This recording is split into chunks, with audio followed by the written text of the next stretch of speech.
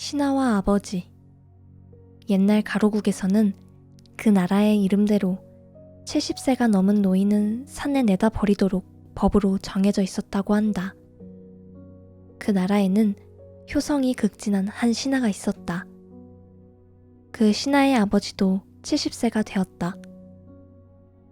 그러나 그 신하는 자기의 아버지를 도저히 산에 버릴 수가 없었다. 그래서 그는 국법을 어기고서 뒤뜰에 굴을 파고 그곳에 자기 아버지를 모셨다. 그 당시 이웃 강대국은 기로국의 왕에게 풀기 어려운 문제로 트집을 잡았다. 첫째는 2마리의 뱀이 든 상자를 주면서 암컷과 수컷을 구별하라는 문제였다. 둘째는 큰 코끼리 1마리를 보내니 정확한 무게를 알아맞히라는 것이었다. 셋째는 한 움큼의 물이 큰 바다의 물보다 많은 경우를 설명하라는 것이었다. 넷째는 아래와 위를 똑같이 잘라 다듬은 방망이를 주면서 어느 쪽이 위인지 찾아내라는 문제였다. 다섯째는 똑같은 말 2피를 주면서 어느 것이 어미인지 알아내라는 문제였다. 조정에서는 아무도 그 문제들을 풀지 못하였다. 그런데 그 신하가 굴 속에 있는 자기 아버지에게 그 사실을 알렸더니 그의 아버지는 쉽게 답을 가르쳐 주었다. 첫째, 부드러운 담요 위에 뱀 2마리를 내어놓고 가볍게 뛰는 것이 수컷, 가만히 있는 것이 암컷이다. 둘째, 코끼리를 배에 싣고서 물이 차는 높이에 선을 그은 뒤 코끼리를 내려놓고 같은 선에 오는 만큼 모래를 채워 모래의 무게를 재면 될 것이다.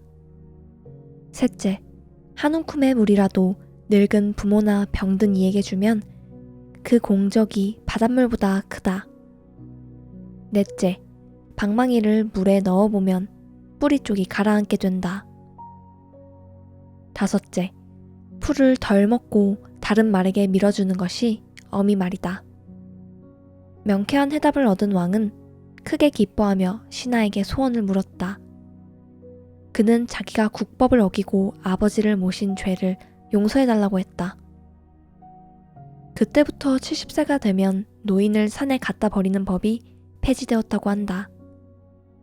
아버지에 대한 효성도 높이 살만하지만 우리는 70세 노인의 지혜를 간과해서는 안 된다는 것을 깨닫게 된다. 아인슈타인. 독일 태생의 미국 물리학자 엘버트 아인슈타인이 미국의 프린스턴 대학교에서 가르치고 있을 때였다. 하루는 학생들이 그의 집을 방문하였다. 학생들은 아인슈타인의 부인에게 이렇게 물었다. 세계적인 과학자의 부인이 되셨으니 자랑스러우시겠죠? 그러자 부인은 아무 대답도 없이 미소만 지었다. 잠시 뒤에 한 학생이 이렇게 물어보았다. 부인은 교수님에게서 상대성 원리에 대해 많이 들으셨으니까 가장 잘 이해하시는 분이겠지요? 부인은 웃으면서 이윽고 입을 열었다. 나는 학문적인 이론에 대해서는 전혀 모른답니다. 그러나 내가 내 남편인 아인슈타인 박사에 대해 분명히 아는 것이 한 가지가 있습니다. 그분에 대한 나의 사랑이 불붙는 동안 그 이의 사랑도 틀림없이 불붙고 있다는 것입니다. 그것이 바로 제가 이해하고 있는 우리 부부의 상대성 원리랍니다. 참으로 행복한 부부임이 틀림없다. 사랑의 기준이나 행복의 척도는 무엇을 얼마나 많이 가졌으며 무엇을 얼마나 많이 아느냐에 달려있는 것은 아니다. 예컨대 많은 재물을 가지고 있으면서도 원망과 불평 속에 자신의 삶에 만족하지 못하며 사는 경우가 얼마든지 있다. 많은 사람으로부터 인기를 한 몸에 누리는 영화배우나 가수들이 평범한 삶을 사는 서민들보다 훨씬 더 고독하게 사는 경우도 많다. 우리 눈에 화려하게 보이는 외적 요소들이 행복의 척도는 될 수 없다. 화려한 무대 뒤에는 불행의 요소도 많이 숨겨져 있기 때문이다. 행복의 그림은 자기 자신이 직접 그려가는 것이요, 자기 자신이 만들어가는 것이다. 어떠한 환경에서라도 자신의 처지에 만족하면서 감사한 마음으로 살면 그곳에 행복이 있다. 원숭이의 은혜. 옛날 어느 시골에 젊은 부부가 단란하게 살고 있었다. 그들은 아기를 간절히 원했지만 아기가 생기지 않았다. 어느 날 그들 부부는 밭에서 일하다가 길 잃은 원숭이 새끼 한 마리를 잡았다. 그들은 아기가 없던 터라 그 원숭이 새끼를 친자식처럼 애지중지하며 키웠다. 원숭이도 두 부부를 잘 따랐다. 그들은 원숭이가 재주 부리는 것을 보는 낙으로 삼고 하루하루를 즐겁게 살았다. 그러던 어느 날 이들 부부도 그토록 기다리던 아이를 갖게 되었다. 낳고 보니 아들이었다. 그들은 그 아기를 애지중지하면서 정성을 다해서 키웠다. 아기가 5달 되던 어느 날이었다. 그들 부부는 아기를 요람에 눕혀놓고 원숭이에게 잘 돌보고 있으라고 말하고 잠시 밭으로 나가서 일을 하고 있었다. 그런데 원숭이가 아기를 지키고 있는 동안 코브라 한 마리가 집 안으로 들어왔다. 그 코브라는 아기가 있는 요람 위로 기어 올라가려고 했다. 그것을 보면서 원숭이는 급히 뱀을 물어 죽이고 아기를 살려내었다. 원숭이는 주인에게 그 사실을 알리려고 급히 달려갔다. 원숭이의 입 언저리에는 온통 피투성이가 되어 있었다. 그들 부부는 원숭이 입에 피가 묻은 것을 보고 깜짝 놀랐다. 그들은 순간적으로 이렇게 생각했다.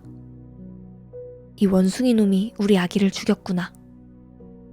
그들 부부는 분노한 나머지 원숭이를 그 자리에서 때려 죽이고 말았다. 그리고 난 뒤 그들은 정신을 차리고 집으로 뛰어왔다. 돌아와 보니 아기는 멀쩡하고 요람 옆에는 죽은 뱀이 한 마리 놓여 있는 것이었다. 그때서야 그들은 아기를 살려준 원숭이를 죽인 것을 후회했다. 그러나 아무런 소용이 없었다. 이미 때는 늦었다. 우리는 경솔한 판단과 행동을 할 때가 많다. 모든 일에 조심하고 신중을 기하자.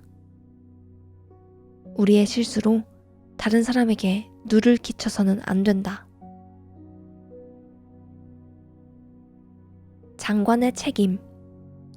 세간에서 흘러나오는 우스갯소리 한 토막이다.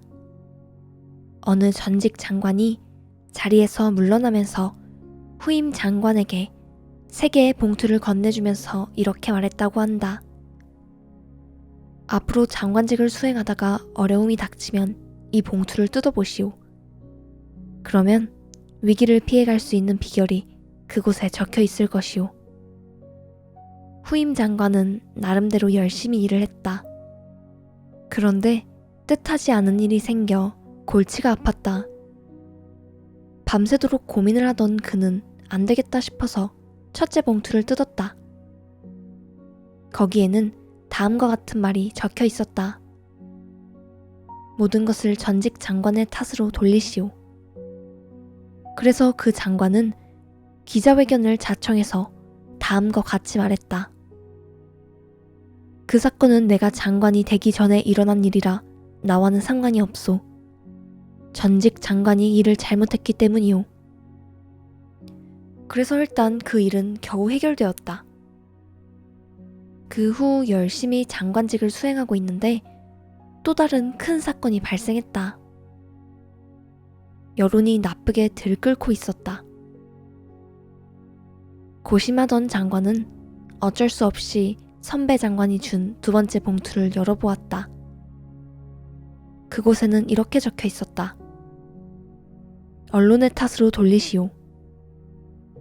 그 장관은 또 기자회견을 열었다. 그리고는 이렇게 변명했다. 사실 이 일은 아무런 문제가 되지 않습니다.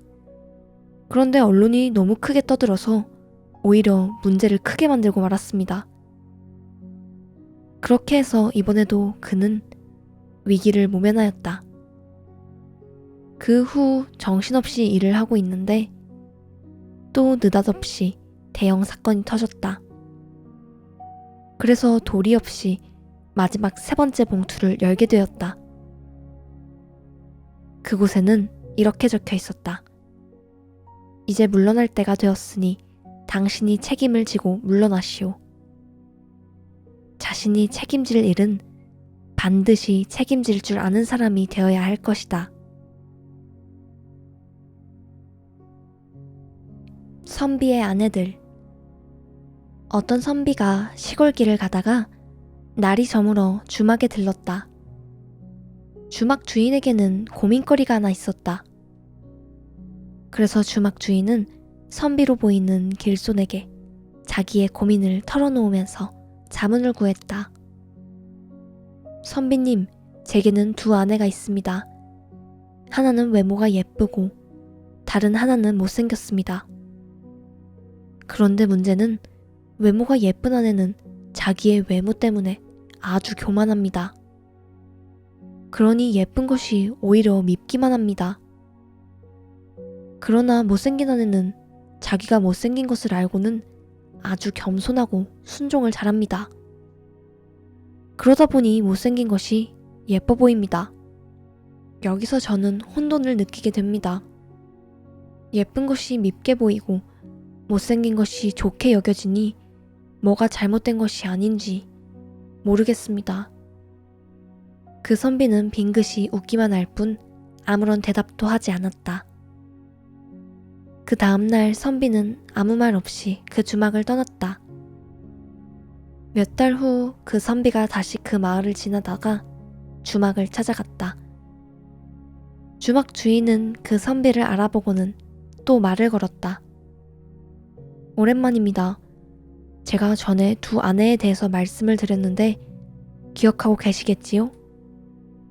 그런데 지금은 또 달라졌습니다.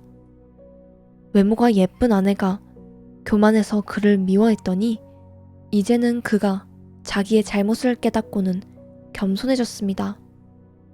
그러니까 그가 도리어 예뻐졌습니다. 한편 못생긴 아내가 착하고 순종을 잘해서 그를 사랑해 주었더니 이제는 자기가 정말 잘난 줄 알고 우쭐거리는데 정말 못 봐주겠습니다. 그래서 다시 미워졌습니다. 선비님, 예쁜 것도 미운 것도 자꾸 변하니 어찌 된 일입니까? 그러자 선비는 빙그레 웃으면서 비로소 이렇게 말했다. 이제야 스스로 정답을 찾은 것 같군요. 예쁘고 밉고 하는 것은 다 마음 먹기에 달려있는 것이라오. 그러니 누구에게나 사랑스러운 마음으로 보도록 노력을 하시오. 그러면 누구나 예쁘게 보일 것이오. 엔젤. 미국의 소설가 나다니엘 호손의 작품 스칼렛 레터에 나오는 내용이다. 여주인공 헤스터 프리는 남편의 무관심 속에서 불행한 나날을 보낸다. 그러던 어느 날 남편은 집을 나간 뒤에 소식이 끊겨버렸다. 나중에는 인디언들의 습격을 받아 죽었다는 소문도 있었다. 그러는 가운데 프리는 자기를 이해해주는 어느 특별한 사람과 육체적 관계를 맺고 아이를 갖게 된다. 그런데 나중에 죽었다고 생각했던 남편이 살아서 돌아왔다. 그 결과 프리는 간음죄로 재판을 받게 된다. 그러나 그녀는 자신이 누구와 관계했고 자기 뱃속에 있는 아이의 아버지가 누구라는 말을 끝까지 하지 않는다. 결국 프리는 재판을 받고 자신의 가슴과 등에다가 붉은 글자로 크게 쓴 A자를 붙이게 되었다. adultery, 곧 간음이란 뜻이었다. 그는 괴로웠지만 한편으로는 자기가 벌을 받는 것은 당연하다고 생각했다. 그러나 가장 고통스러운 사람은 그를 재판하고 있는 그 아이의 아버지였다. 그는 자신의 신분 때문에 밝히지를 못하고 있었지만 늘 마음은 괴로웠다. 뒤에 프리는 딸을 낳고 귀하게 키웠다. 그는 갖은 비난과 조롱 속에서도 묵묵히 자신의 삶에 충실하려고 노력했다. 아이를 키우기를 10년이 되었을 때였다. 그동안 그녀는 돈을 버는 대로 자기보다 불쌍한 사람들을 많이 구제하면서 좋은 일을 많이 했다. 그 즈음에 동네 아이들이 자기 엄마 보고 이렇게 물었다. 엄마, 저 옆집에 있는 아주머니는 자기의 예쁜 딸하고 살면서 왜 이상하게 옷의 앞과 뒤에 A자를 늘 달고 다니죠?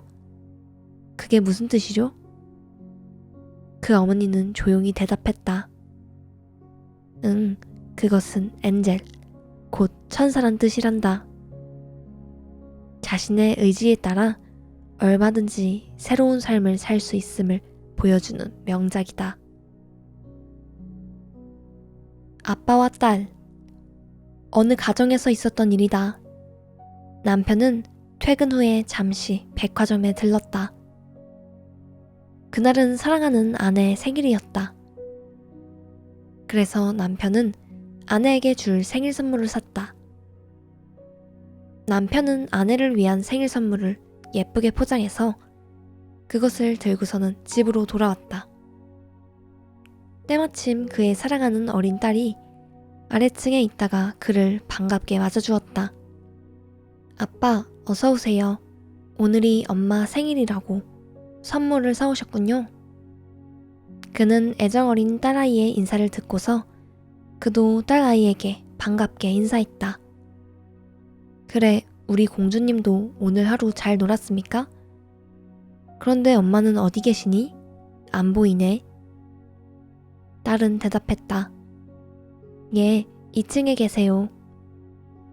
그는 그 말을 듣고 아내를 위해 가져온 선물 꾸러미를 사랑하는 딸 아이에게 주면서 이렇게 말했다.